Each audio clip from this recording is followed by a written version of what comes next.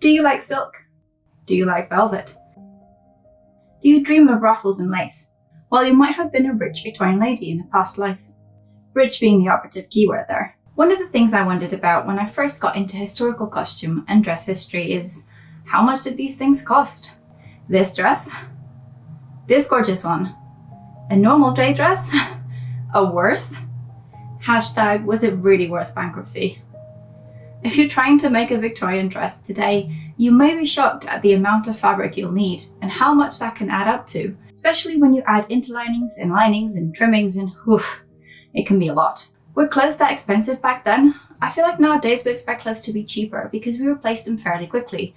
Things were a little different back then when things were made to last a little longer, mended, refashioned to fit the newest trends. We know that by the end of the 18th century, people's wardrobes had grown so that more people had more changes of clothes. So to investigate this, we needed to make a few stops along the way. First, let's consider the economical circumstances of a Victorian lady. Let's call her Victoria. Original, I know. Secondly, let's consider the silhouette and its requirements. Thirdly, we'll look at where we may find these answers. Spoilers, it's hard to find. The Victorian era, which if you watched my perhaps unnecessary and pedantic video about this, you'll know is delimited as 1837 to 1901, is a long period. So for these speculative purposes, we are going to look particularly at the end of the 1860s and beginning of the 1870s, where skirt hems were at a peak. Bigger skirts equals more fabric equals greater expense. The Victorian era is often distinguished by the rise of the middle class. It's a pretty complex connection of improved education, infrastructure, hygiene, and a move away from manual labor to what is often referred to as white-collar work. People with these occupations were often able to increase their wealth over time. Although it was a precarious position, what was gained could be lost just as easily. But basically, more people had more money. Kind of. Across different sources, it seems no one can quite agree on the income of the average American middle-class family. This is due to the wide variety of occupations and incomes in the middling sorts. Elizabeth Wilson and Lou Taylor, famous dress historians, write that fortunes were spent on clothes, and that some dresses in this time period could cost from £3,500 to £8,400 in today's values. But as my main source of information, which we will investigate in a minute, is the American magazine Harper's Bazaar, let's consider North American information. There is the recorded experience of William T. Craig, a rural Pennsylvania man who grew up as a farmer and then took different jobs, shifting between the working class and the lower middle class during his lifetime. He considered his clerk's salary of $275 a year low wages. Consistently with contemporary reports, urban white-collar workers earned more than their countryside counterparts. Indeed, when compared to the data gathered by Lindert and Williamson from the official Register of Officers and Agents, Civil and Military, and the Naval Service of the United States in 1875, long-ass title, yep, the lowest salary for a male urban, white-collar worker was $390 for a porter, while the highest was $10,500 for a judge. It is clear that there is a large variety of available salaries for white-collar workers. This means that even with the middle class, there would be a large variety in the quality and quantity of dress that those families could afford. James McCabe, a 19th century social reformer, wrote, "The society woman must have 1 or 2 velvet dresses which cannot cost less than $500 each. She must possess thousands of dollars worth of laces. Walking dresses cost from $50 to $300. Ball dresses are frequently imported from Paris at a cost from $500 to $1,000. Then there are traveling dresses in black silk, in pongee, velour, and pique, which range in prices from $75 to $175. This is my Victorian voice. I am working on improving it, please don't judge. Maybe for the wife of a judge, this wardrobe would be no issue, and she would be able to keep up with the seasonal and perhaps even weekly changes advertised in fashion magazines. However, it was likely that most women had a much smaller budget. A good middling budget seems to be $40. In 1870, Nellie wrote to the Demorest monthly magazine, "I have $40 a month to dress with. It takes it all, and I don't have anything very nice either." The editor replied, $40 per month ought to dress you very nicely with management, but you should do a good deal of your own sewing. The disparity between what was expected of the middle class to dress like and their economic realities moved many women to think cleverly and try to save where they could. By contrast, ready-made dresses, which you could buy from shops and department stores, were more affordable, like Lord & Taylor, which sold dresses from $10 to $38 in 1870, the prices increasing with the page number of the catalogue. I haven't found a definitive source of the average middle-class family's income, but let's imagine our Victoria to be like Nellie, to have $40 a month for her own wardrobe. Through the rise in the circulation of print and its increased accessibility from the 18th century, women's periodicals were well established and very popular by the 19th century. These magazines presented many aspects. They were usually aimed at women and sometimes tried to include the whole household, because women had to share everything with their husbands and children. They usually covered topics such as fashion, the running of a household, literary pieces, and some included more political or current events columns. These are stellar entertainment. Highly recommend reading for Victorian sass. Fashion, though, often permeated a lot of the pages through columns describing celebrities and their chosen outfits to the most current fashions from Europe. An increase in advertising also meant that these magazines became gateways for consumer culture. So when investigating Harper's Bazaar for an essay last semester, I started wondering, how much did these glorious dresses cost? Could middle-class women, a large part of their readership, actually afford these? I got to work. A little background information about Harper's Bazaar as it was in the 19th century. Harper's Bazaar's first issue was published on 2nd of November 1866.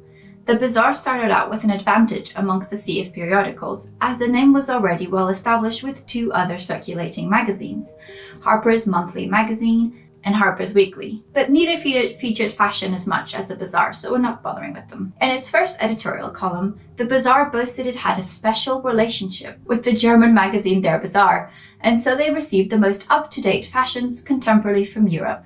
This was one of the things that set the Bazaar apart from other magazines. Alongside the most current representations of fashions in Paris, the Bazaar also presented the beautiful, while other magazines mostly focused on utilitarian wear suited to the American way of life as it was then conceived.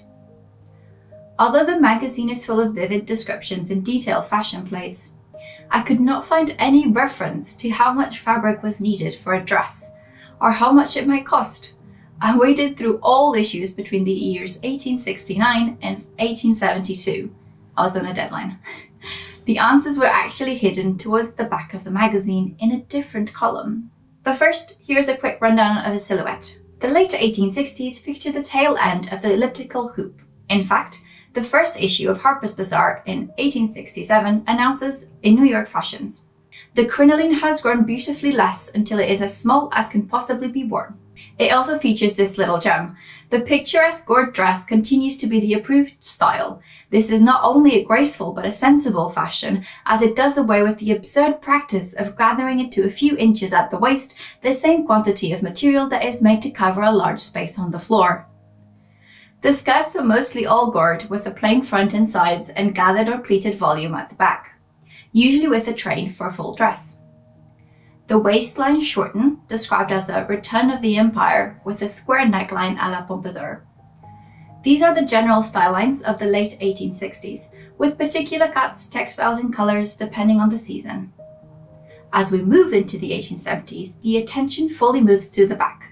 The fronts remain plain and flat, while the back formed into the first bustle style. This emphasis on the back was supported by horsehair petticoats and crinolets, smaller cousins of the steel crinolines. It was common for skirts to have overskirts and elaborated draperies and trimmings at the back, emphasizing the back. From the pages of the Bazaar, an attempt can be made to estimate the basic cost of a dress, that is, excluding the cost of undergarments, outerwear, shoes, accessories, and trimmings. The Bazaar includes mostly luxurious and sumptuous descriptions of the featured garments, focusing on colors and textures rather than practical directions, such as how much yardage they require.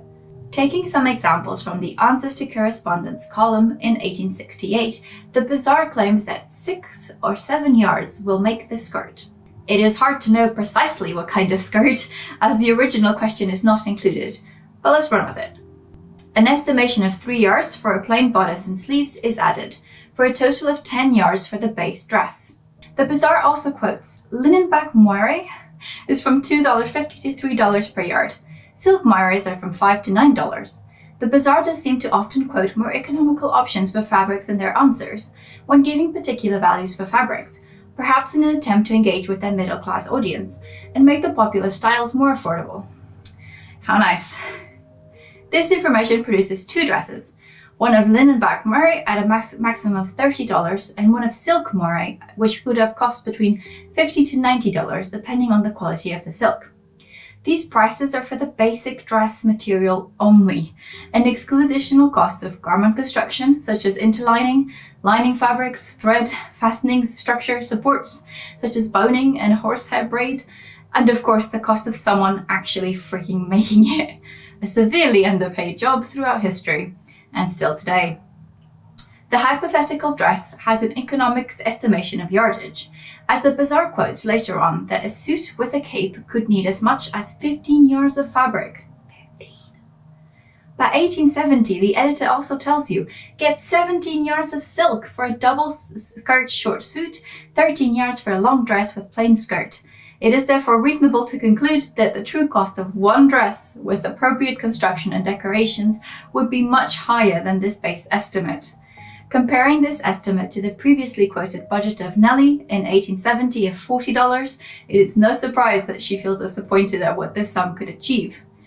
Ingenuity and thrifting spirit was required to construct the appropriate wardrobe on these funds, and so it is highly unlikely that middle-class women would be able to recreate these weekly fashions contemporarily.